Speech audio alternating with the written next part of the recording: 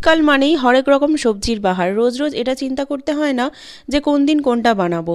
সব রকম সবজি দিয়ে একটা ঘ্যাট বানিয়ে নিলে খেতেও যেমন টেস্টি হয়, বানাতেও কিন্তু ভীষণ ভালো লাগে। সেই রকমই আজকের একটা বানিয়েছি মিক্সড ভেজিটেবলস, বিনস, বিট, আলু, শিম, মূলো দিয়ে একটা সব রকম সবজির তরকারি, নিরামিষ, পেঁয়াজও লাগে না।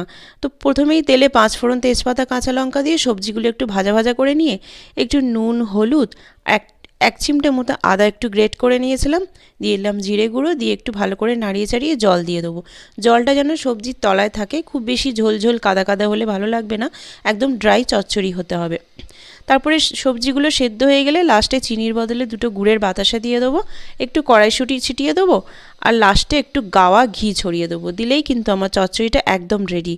দারুণ খেতে হয়েছিল, আপনারা বাড়িতে অবশ্যই বানিয়ে দেখবেন। কেমন লাগলো ভিডিওটা? ভালো লাগলে কিন্তু অবশ্যই একটা লাইক চাই, আর কমেন্ট করবেন, শেয়ার করবেন। বাই।